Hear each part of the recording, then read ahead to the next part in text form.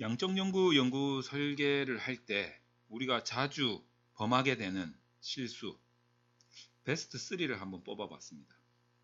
자, 이 베스트 3를 여러분들이 확실하게 알고 이 부분에 대해서 대처를 할 수 있다면 우리는 양적 연구를 할 때 연구 설계가 보다 더 완성도가 높아질 수 있겠다, 이런 생각을 합니다. 자, 이 강좌가 정말 중요하다라고 생각이 들어서 저는 별표 5개를 주겠습니다.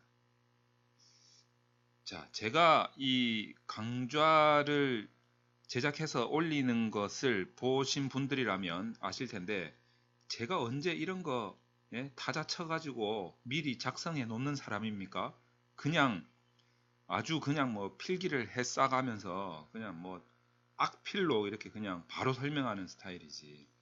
자, 그런데 제가 이렇게 타자를 미리 쳐놓고 워드를 미리 쳐놓고 시작한다는 것은 그만큼 아주 중요하다라는 뜻을 내포하고 있습니다. 제가 이제 흔히 특강에서 하는 말인데, 논문 심사에서 자, 연구 설계에서 지적을 받는다. 뭐 예를 들어서 뭐 어떤 뭐 이론적 근거에서 이론적 근거에 의한 설계가 돼야 되는데, 자, 이런 부분에서 지적을 받는다. 자, 그리고 분석이 뭐가 문제가 있다. 지적을 받는다.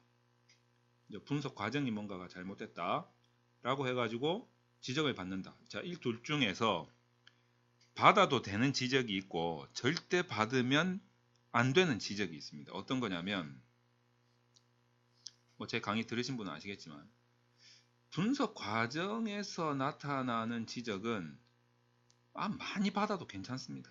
이거 괜찮아요. 왜? 고치면 되니까. 고치면 돼요.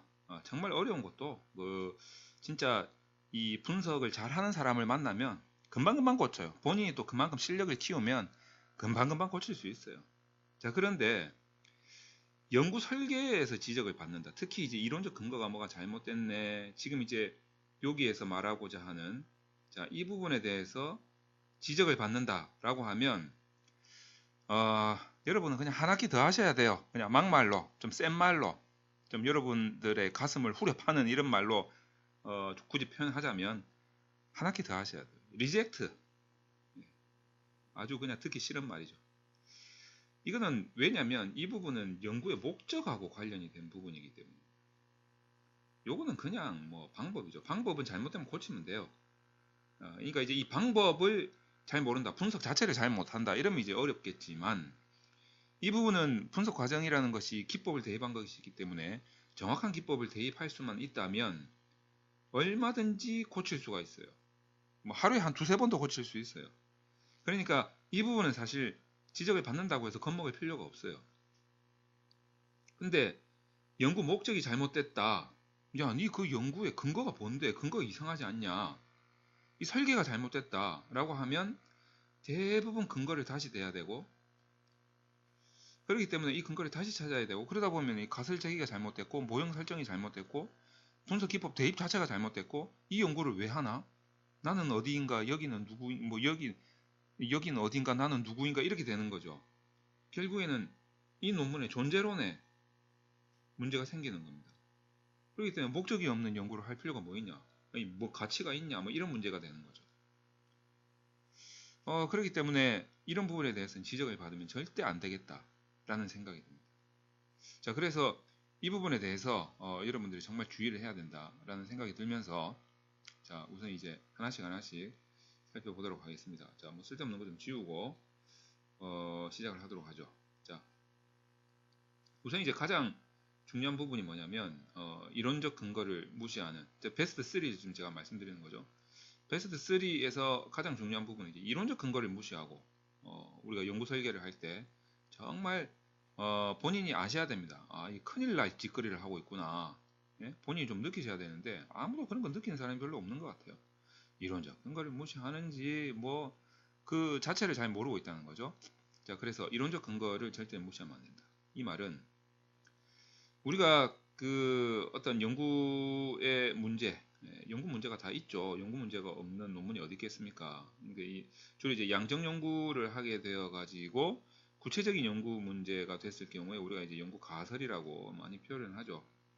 특히 이제 모집단이 있는데 이 모집단을 전수조사를 할 수 없을 때, 우리 샘플 추출했을 때 이 샘플 추출에 의해서 나온 데이터를 가지고 분석을 해서 나온 결과, 자, 이 결과를 모집단에 반영시키는 이 과정을 우리가 추론이라고 하고, 그때 써먹는 통계를 추론 통계라고 하죠. 그때 추론 통계일 때 우리가 가설 이론이 들어가게 됩니다. 뭐 실내 구간이 나오기도 하고 뭐 오차가 나오기도 하고 뭐 여러 가지 나오죠. 그때 이제 우리가 구체적으로 가설이라고 하는데 주로 그렇게 가설이 표현이 되는 거죠.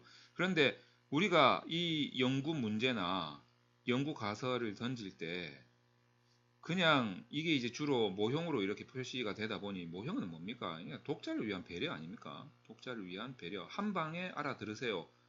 자, 그것 때문에 우리가 모형을 이렇게 그려주는데, 무슨 변순위, 뭐 독립 변순위, 뭐 외생 변순위, 내생 변순위, 종속 변순위, 뭐 매개 변순위, 조절 변순위, 뭐 통제 변순위, 뭐 막 이렇게 한단 말이죠. 자, 그럴 때 이론적 근거가 있는 이런 상황에 우리가 이런 가설을, 이 화살표 하나가 다 가설이면 이런 가설을 이론적 근거가 있을 때 가설을 투입을 할 수 있는데, 화살표를 그을 수 있는데, 요래 한번 그어봐라, 한번 그어봐라, 그어보자, 자 신명난다 한번 그어보자, 뭐 이런 식으로 막막 긋는 경우가 있다라는 거죠. 뭐 이론적 근거를 찾아보지도 않고 그냥 야 이건 느낌이 빡 오는데 한번 그어보자, 뭐 이런 식으로 이제 긋는다는 것은 굉장히 잘못된 형태입니다.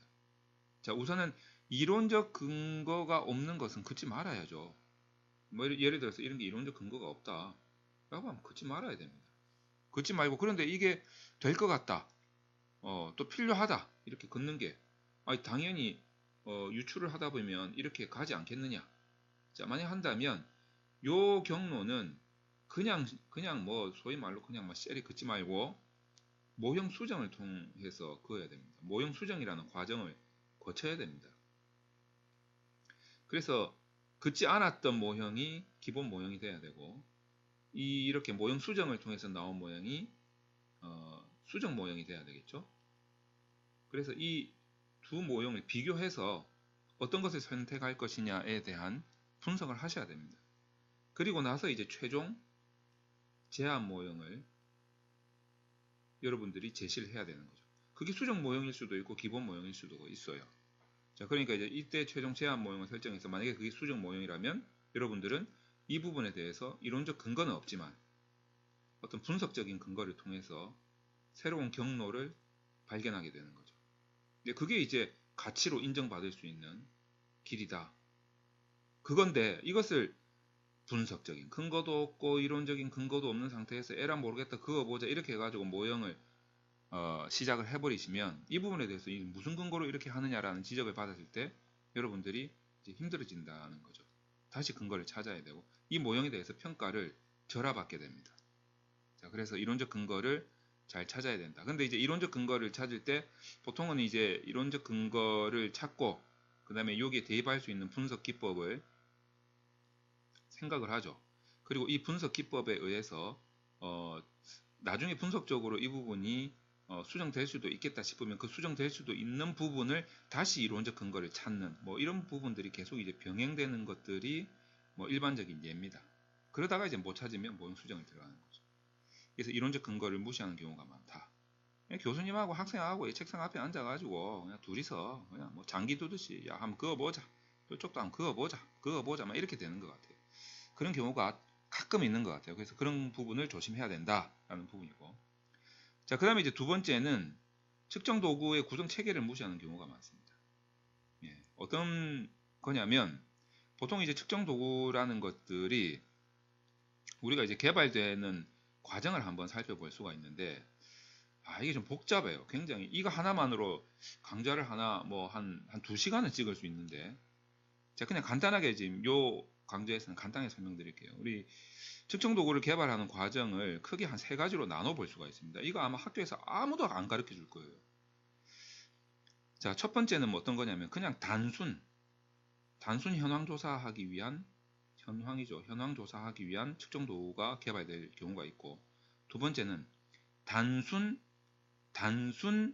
인식조사.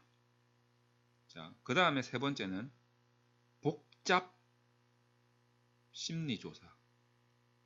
자, 이렇게 나누어 살펴볼 수가 있습니다. 자, 이 용어는 단순 현황조사, 단순 인식조사, 복잡 심리조사. 이 용어는 제가 만든 거예요. 제가 만든 것이기 때문에 학교에서 들어본 적이 없을 거라는 겁니다. 뭐 내가 지금 생각해서 만들었는데 무슨 학교에서 이런 강의를 했겠어요. 자, 여러분들 좀 이해하기 편하라고 제가 만든 건데, 단순 현황 조사는 이런 거죠. 너희 집에 숟가락 몇 개고 이런 겁니다.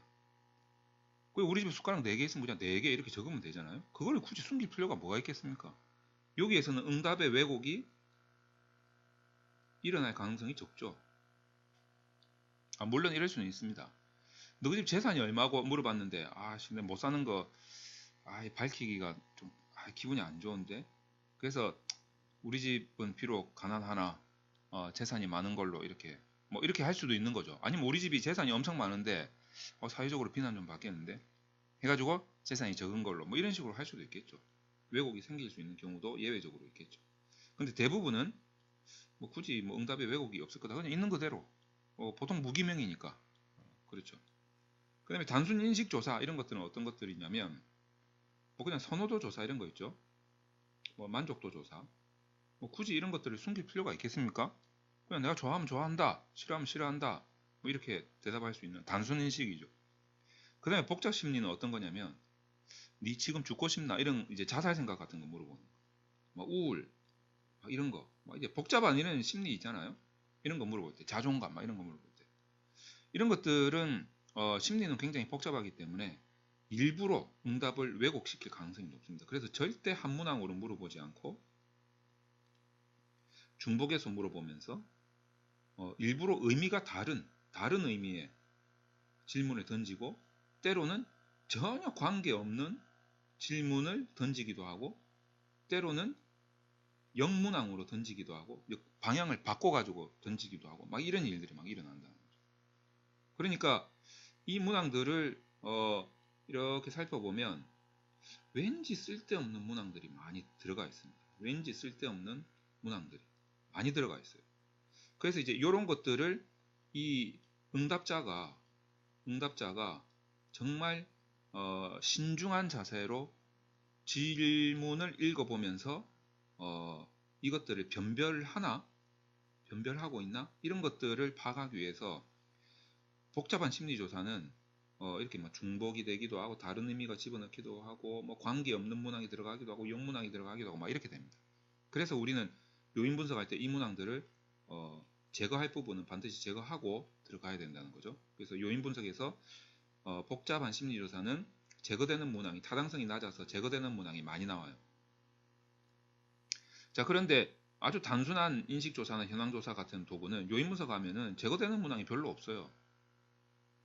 그러니까 이거는 중복이 된다거나 굳이 다른 의미를 집어넣는다거나 굳이 영문항을 만든다거나 굳이 관계없는 질문을 넣을 필요가 없는 거죠. 그러니까 이 단순 현황조사나 단순 인식조사는 그 질문 그대로 그냥 요인 분석에서 그대로 나오는 경우가 많습니다. 근데 복잡 심리조사는 요인 분석할 때마다 측정 도구의 구성체계라는 게 이제 문항들이 조금 바뀌는 경우들이 좀 있어요. 자, 어쨌거나 이제 이런 개발 과정이 한 3가지 정도로 여러분들이 볼 수가 있는데 이렇게 해서 개발된 것들은 우리가 이제 다시 개발하는 과정에서 차원 구조로 구성이 됩니다. 차원 구조. 요거는 사실 하다 보면 굉장히 깊이 들어가는 것이기 때문에 이게 이론하고도 관계가 있거든요.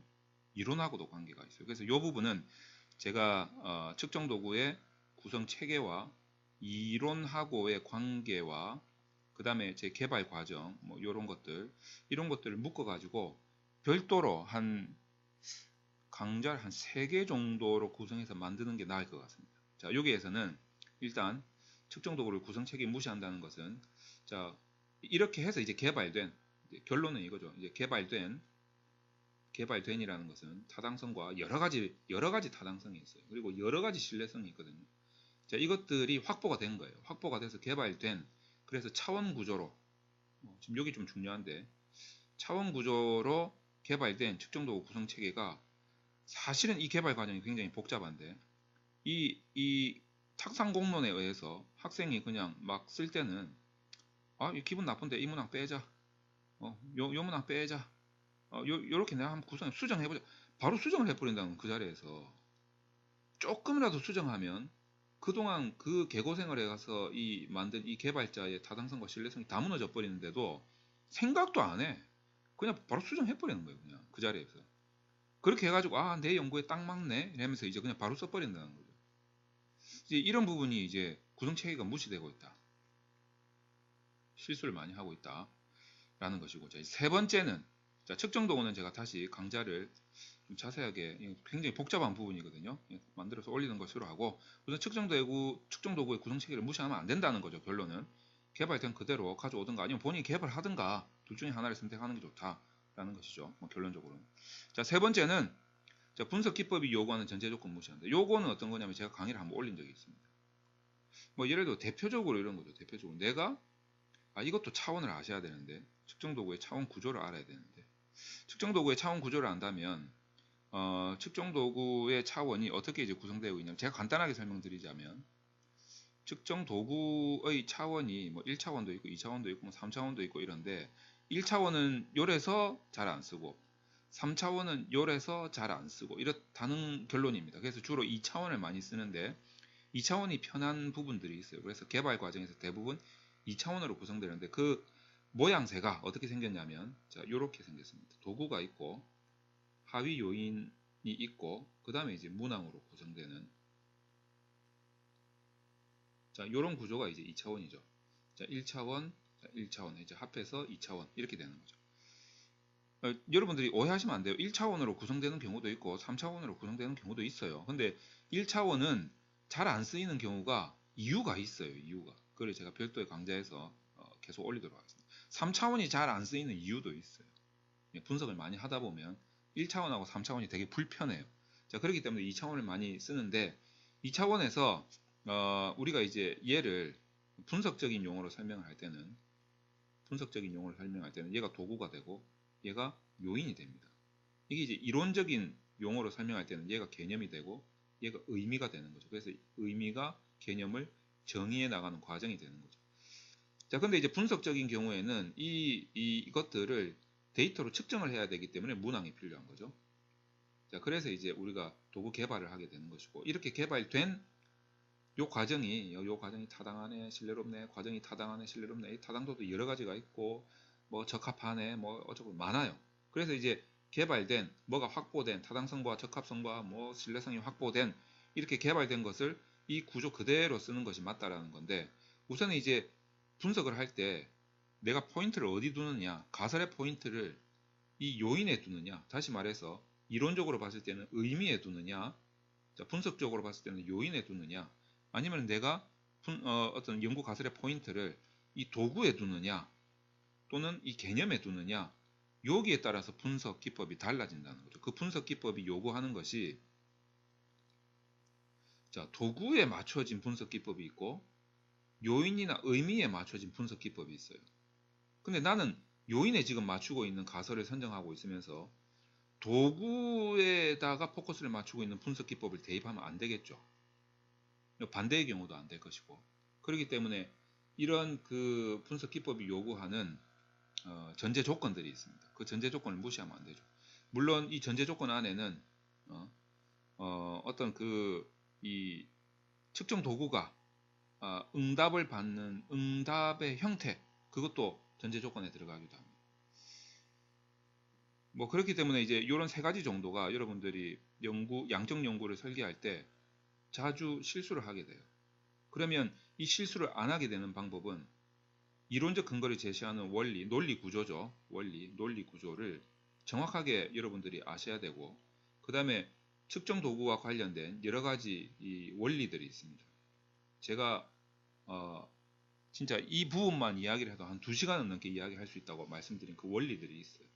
굉장히 좀 복잡한 부분이죠. 그 다음에 이제 분석 기법들을 여러분들이 정확하게 알고 있어야 됩니다. 자, 그러니까 어떻게 됩니까? 논리 구조하고 측정 도구의 원리는 어떻게 보면 굉장히 이론적이죠. 이론적인데 분석 기법은 굉장히 좀 통계적이죠. 좀 실무적이에요. 뭐 그런 부분들이 좀 있죠. 물론 이제 이 분석 기법, 통계 기법 하나하나가 다 이론이기도 합니다. 그렇기 때문에 여러분들이 아셔야 될 게 엄청나게 많아요. 여러분들이 정말 완성도 높은 연구 설계를 한다라고 치면 이 부분들을 거의 머릿속에 꽤 차고 있어야 됩니다. 근데 이제 처음 논문을 쓰시고 처음 양적 연구를 하시는 분들은 이게 어렵죠. 아무래도 이게 공부하는 데만 해도 몇 년이 걸릴 텐데 학교에서는 전혀 가르쳐 주지도 않고 전혀 이 부분에서 언급도 안 해놓고 어느 날 갑자기 수준 높은 완성도 있는 연구 설계 해오라고 요구를 하게 되는 거죠. 이 학생들이 이제 멘붕에 빠지는 겁니다. 아, 나 배운 적도 없는데, 아, 학교에서 가르쳐 주는, 나 등록금 내고 있는데, 분명히 커리큘럼에 있는데 이건 내가 배운 적이 없는데, 어느 날 갑자기 해오라는 거죠. 그러니까 다 멘붕에 빠질 수밖에 없는 거죠. 그러니까 이런 실수가 자꾸 나오는 겁니다. 그러니까 정작 학교에서 안 배우고, 뭐 유튜브에서 배우고 있고, 뭐 여기 대치동에 와가지고 저희 연구소에서 배우고 있고 이렇게 되는 거죠.